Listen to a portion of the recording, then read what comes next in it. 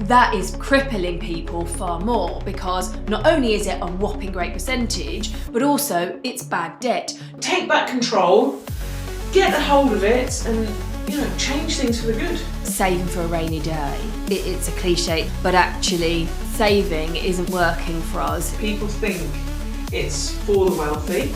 People think it's for other people and not them, and it's not true.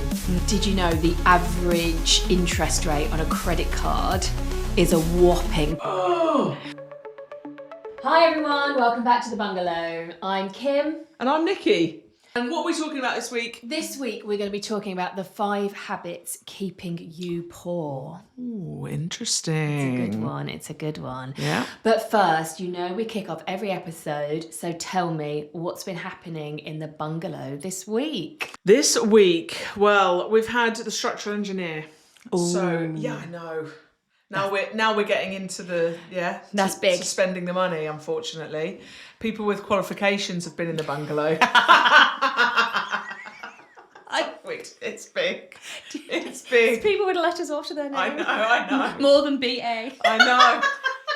Yeah, that's me. So people have been in the bungalow who have more letters after their name than BA. How did it go? Yes, very, very well, actually. There are going to have to be a few structural changes, which is good. So he came in poking, prodding things. Not everything was as is. So yeah, we're going to have to spend some money and get some mini RSJs to jack up that chimney breast that we're going to take out. So big steel girders. Yeah, not big, but still. Steel girders. Yeah. So yeah, no, all's good.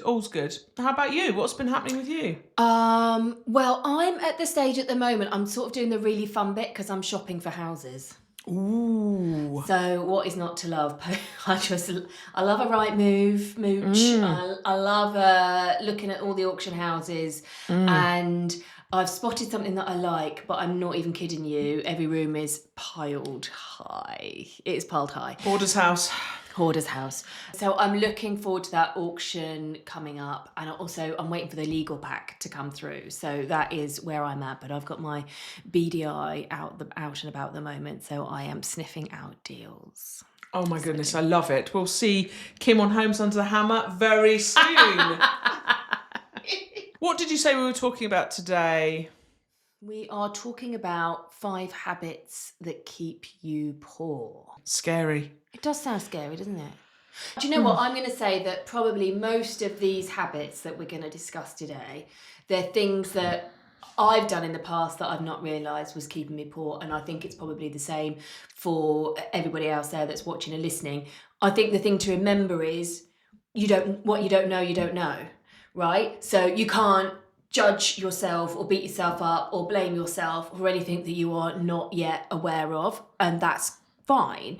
I think that by getting out there, educating yourself, listening to podcasts, watching YouTube, putting yourself out there, it's actually a bit scary, isn't it? Because it makes you a bit more vulnerable, and it can feel a bit exposed at times. But I think actually everything is moving in the right direction if you're exploring these subjects. Yeah, it's really important to identify them early. We're going to help people crack down on them today. So, get your notebook out, get ready. Let's get going. Coming in at number 5 on our chart of 5 habits that are keeping you poor is paying yourself last. You're going to have to explain that to me. It doesn't make sense. This one is all about prioritising your savings and investments last. So the mortgage gets paid, the council tax gets paid, and then all your other bills, gas, electric, whatever, mobile phone, Wi-Fi. They just come out. Yeah, they just come out. They come out automatically. They're on a direct debit. You don't even notice them. But actually, what we then also do is we then just go out and enjoy the rest of our money. At the end of the month, we go, oh, should I think about saving, or what's this thing called investing? Actually, you should be paying yourself first, which means set up those savings and investments as a standing order, as a direct debit every month. Let it come out with a gas and electric bill, and you won't even notice it has gone. Yes. Yeah, that is really, really true. I think if you set things up, automation is your friend as an investor. And I mean, spoiler alert, if you left it until the 28th of every month to go, right, what's left? Let's see what's left, and I'm going to put that into my stocks and shares ISA. Not going to happen. Not going to happen. There'll be nothing left. Yeah. Right? Because you see what's in there, and weirdly, a lot of people, they spend all of that. So it's all gone by the end of the month. Absolutely. And what's that saying? There's plenty of month left at the end of my money. There's plenty of month left at the end of my money. That is a good one. We've all been there. But yeah, it sounds backwards, doesn't it? Surely I should pay all my bills and get all that sorted first, and then think about, what I can invest and what I can afford. But actually, no, it's a massive mindset thing as well. Changing your mindset and going, prioritize yourself. Who's the most important person? It's me, it's you. So you've got to basically pay yourself first. That's the most important thing. When you said you're the most important person, it's almost like those emergency signs that you get on the plane. Put your own air mask on first. Yeah. Right? Put your own air mask on first. Yeah.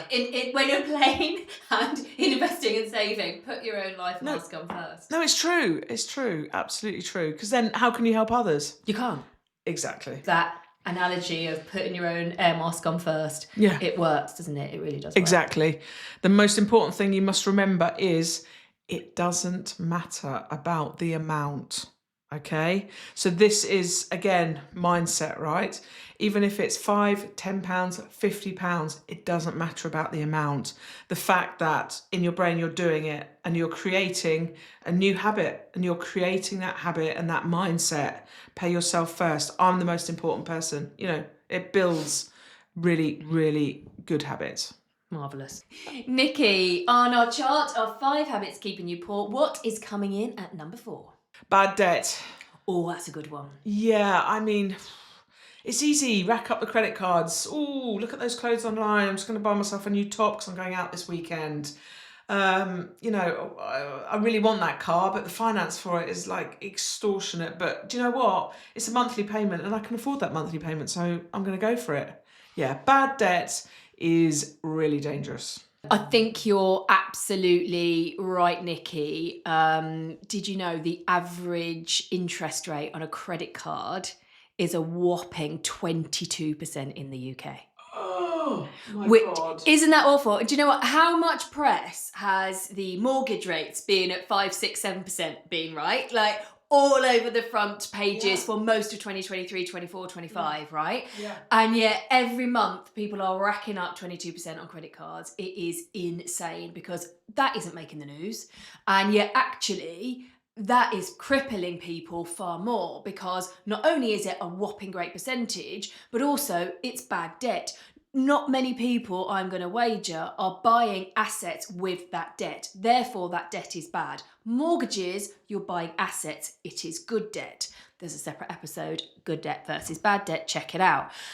So yeah, it is an absolute shocker, and definitely that deserves its number 4 spot on our chart. 100%. Banks have got us wrapped around our little fingers.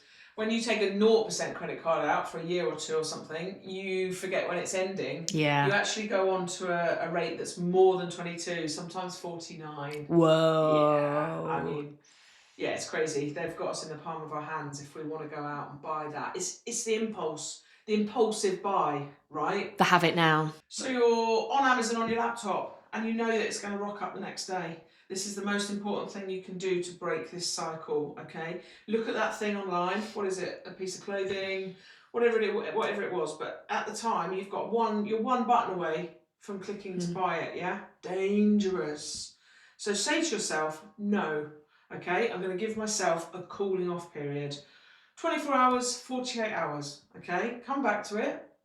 If you're still feeling like you desperately want it, you miss it in your life, it's something you need, not potentially something you want, okay, then you can go on and buy it.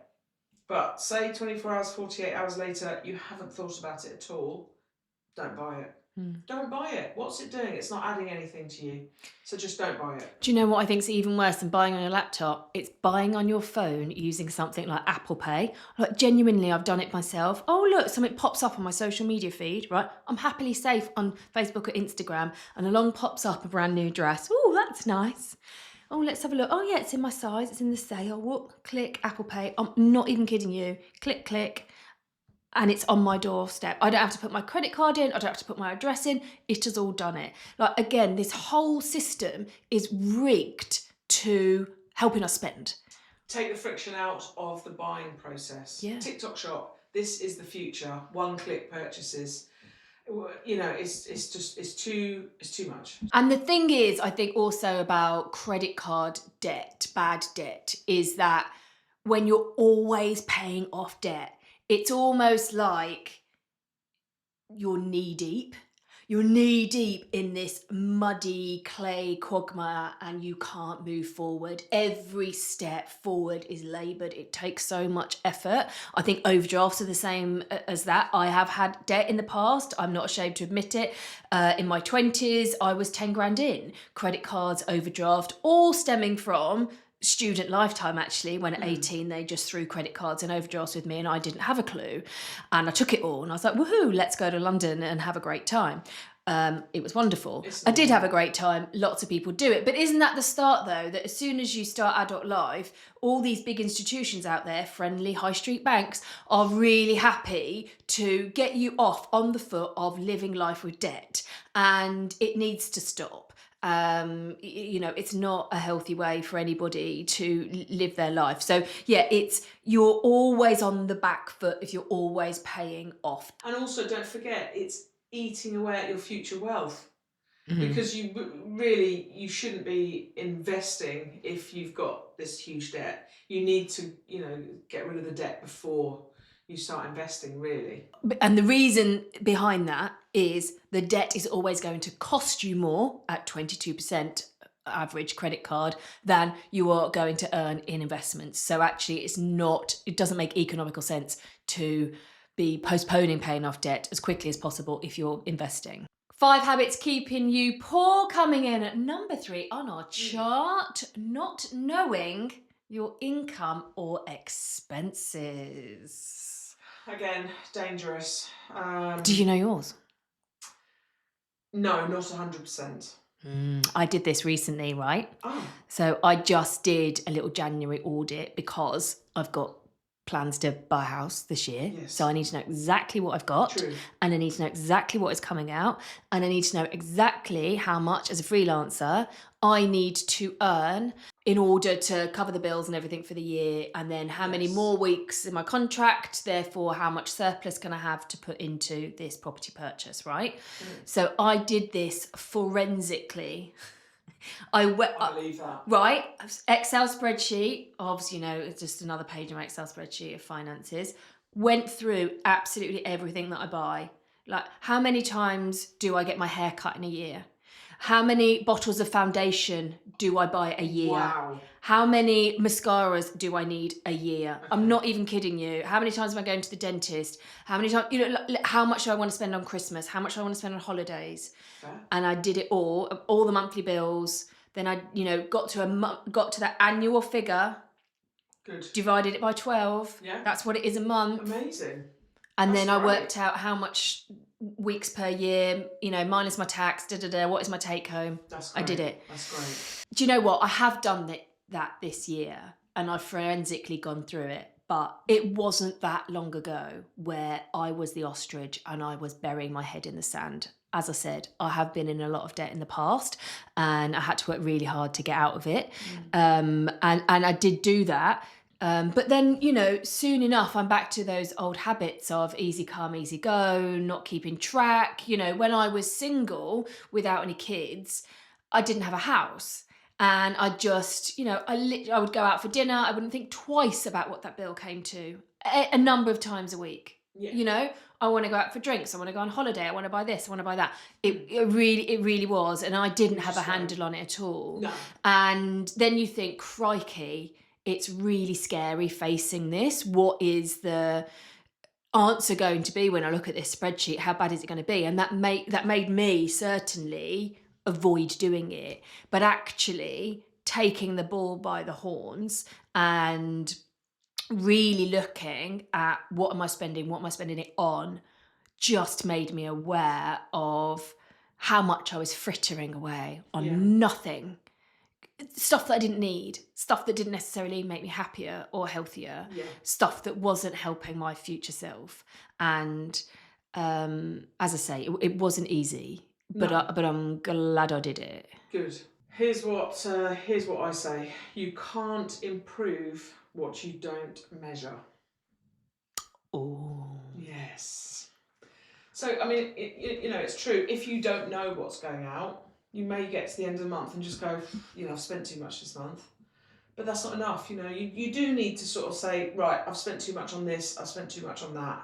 As soon as you start measuring something, you've got a measuring stick, haven't you? You've got a starting point. You need to have a starting point to then create a plan for what you're going to do about it. Or not necessarily do about it, it's a big problem, but if you want to improve it, Yeah. you need to have something that you can measure. Absolutely. Do you know what I struggle with though when coming to all of this is I'm good at doing the plan and marking down how many bottles of MAC foundation I'm going to buy in a year. 2, just in case you're wondering. Oh. They're quite big. It's the discipline of then sticking to it. Like I'll be good for a month, 6 weeks, and I'll be like really tight with my money, and then I get bored of being boring. Regimental, And being regimental. Yeah. And that's when I'll be like, just buy something that wasn't in the budget. Yeah, I do. Yeah. And the thing is, it's a bit like when you're on a diet and you're sneaking in jelly babies out the kitchen cupboard, right? Also guilty. Yeah. Who are you cheating? You're only cheating yourself. And I know, look, this I'm telling myself this, that I'm only cheating myself. Yes. Doesn't help. Doesn't help. No, but it does. It's just like, okay, do you know what I mean? Like, okay. I don't want to set myself up with this paragon of virtue at all because I'm still got loads to learn. Yeah. The other thing you've got to be careful with is obviously if you get a raise, not to be impulsive, newer car, this, that, the other, taking on another subscription, something like that, I don't know. Yeah. Yeah, discipline. Your future self. I think it's the discipline, but also consistency. For me, they are best friends who go hand in hand, and you've got to have both in order to reach your goals. And actually seeing your numbers in black and white can be the wake-up call that you need, a trigger for action. Oh, and I remember, I think you're right, I remember when I was getting myself out of this £10,000 of debt back in my 20s, again, another spreadsheet. I love a spreadsheet. And do you know why I love spreadsheets? I love spreadsheets because I can't count and I'm terrible at maths. But I know how to put together an Excel formula to do it for me. Well, so therefore you are. Well, but I'm not though. Do you know what I mean? I can't count beyond 10. I'm like really terrible. Even when I put things into a calculator, I'm like, oh God, have I got it right? And I panic that I've got it wrong. But I know if I put it into a spreadsheet, it will do the maths for me. It's doing the hard work. So that's what I do. But there was then this kick out of seeing all of this. The way I set up my spreadsheet was each credit card, because there were 4 that I owed money on. I'd put in all the amounts each month. I'd pay off 50 quid to this or whatever it was until it got to 0. And I'd start off that all those numbers were in red. And as I made the payment, I turned the font green. Nice. So my spreadsheet went from red to green. Yeah. And that was like, it's like a kid, isn't it? Here's a sticker chart, right? Yes. You give it to all your 2-year-olds when they haven't wet themselves or the whatever. The visual reward. It works on 2-year-old. It worked on me in my 20s, right? Yeah. Don't knock it. And that got me there. That was like this sense of achievement, and it was just this, a boost to keep me going. Right, we're cracking through this. 5 habits that you keep and you pour. Coming in at number 2, Nikki Brewing, is focusing only on saving. Talk to me. It's a bad habit. Controversial. You can say controversial. I mean, I've met some very, very minimalist, frugal people. I just don't believe that you should be living your life for tomorrow. okay? Not all for tomorrow, yeah? You should be living your life for today as well. That doesn't mean go crazy. Oh, the whole saying a bus might knock you over tomorrow. Not that. I'm not talking about one extreme to another. But saving too much and missing out on things. You generally, you don't really know what's going to happen tomorrow. You don't know what's going to happen in the future. So just be sensible. If you've got the money to go on that holiday, and that holiday is with people you care about, your family, your friends, and it would genuinely bring you happiness, that is something you should be spending your money on. Balance. Balance. That's all it is. Yeah, it's balance. Agreed. Particularly here in the UK, I don't know about other countries, but saving for a rainy day, right? It's a cliche, it's an adage, it's what we all sort of thought was okay and was doable, but actually, really, to move the needle, saving isn't working for us in in the 21st century. We've got to be investing as well. So I don't think we should only be focusing on saving. Get that balance right, enjoy the here and now within reason, but also make sure that you're investing. Yes, of course. Enjoy your life today, but obviously think about the investment for tomorrow. So yes, you should be still investing. But I know some people who are following fire and they're investing 90% of their paycheck. 90%. So they're living on 10%, which is crazy. That is crazy because either they've got a whopping great salary or they're living mortgage free. I mean, they're paying their mortgage, but they're just so regimented and so frugal that they manage to live at a fraction of the cost of anyone else. But they're missing out. Okay. Look, if everyone's happy, who am I to judge? It can be obsessive. It can be an obsession. Saving money, investing money, creating your future. I get that. But I just think you shouldn't miss out on times with friends, going down the pub, activities, sports. It's a gym membership isn't a bad thing, Because you're investing in your health. You're investing in yourself. It's an investment in yourself, exactly. Yeah. So, there's a balance. With everything in life, there's a balance. So, yeah. Coming in at number 1 is waiting too long to invest or not caring about investments. Wow. Okay. Yes. Yes. It's the knowledge, isn't it? It's not knowing, not educating yourself. It's very, very important. Yeah. Or is it a bit of analysis paralysis as well? Like, can you be scared of what you're doing? So you're like, I don't know what to do next. And so you don't actually take action, that you're sort of at this stagnant position because you're a bit rabbit in headlights. Yeah, definitely. You just think, I'll put it off. That's something I can do tomorrow. That's something I can do next month. That's something I can do next year. But actually, if somebody sat you down and broke down exactly what that opportunity cost is that you're losing out on there by not investing earlier, you'd be shocked. Yeah. Yeah. And also our good old friend compound interest works best over time. So taking that early action is better than taking no action. Yes, I'd rather you invest £50 10 years ago rather than start investing a couple of £100 now. Do it then. Even if it's a tiny, tiny amount, you've still got that extra time to let it compound. It's like, people ask all the time, don't they, newbies coming into property, when's the best time to buy a house? Yesterday. Always yesterday. Yesterday was the best time. So take action now. Take action now to buy your house, buy your investment, get going. Yeah, because again, if you've got the money and it's sitting in a bank in a savings account, you're losing money to inflation, aren't you? Shrinking every day. And that is a crying shame. I think if people knew how much inflation ate away at their savings, they'd have a little weep and be logging onto their mobile banking app, right, to do something more productive and efficient with their cash, because no one wants to see that diminish. We've all worked so hard for it. I know, and there will come a day when you're older and you'll be like, why am I still working? I don't want to be working anymore. I'm tired. I want to be doing this and being on the golf course or on this holiday or whatever it is. So you will kick yourself. Do you think there's a thought for some people that they think, investing is for people who have money? Yes, and there's a huge knowledge gap as well. So people think it's for the wealthy.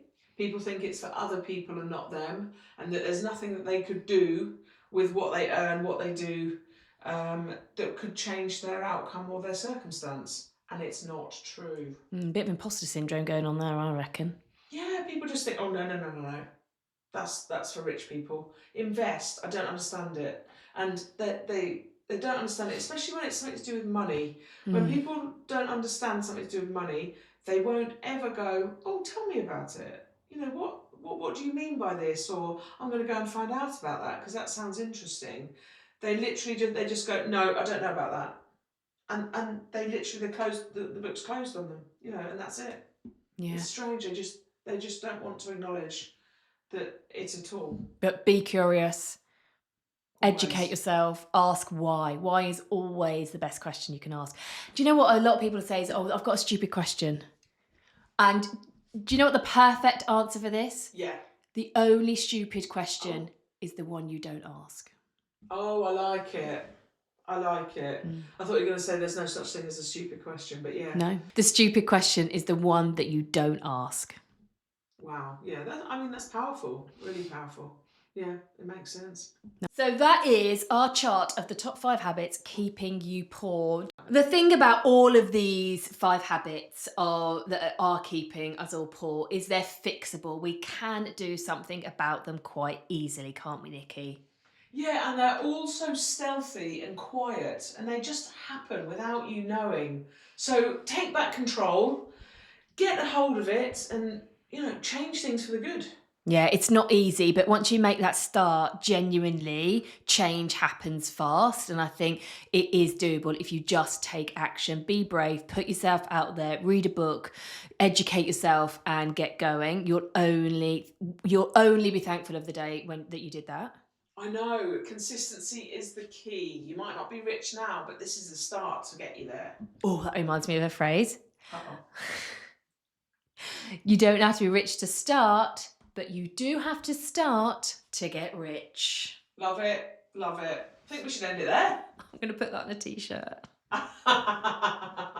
Thanks for joining us this week on The Bungalow. Don't forget, like, subscribe and review.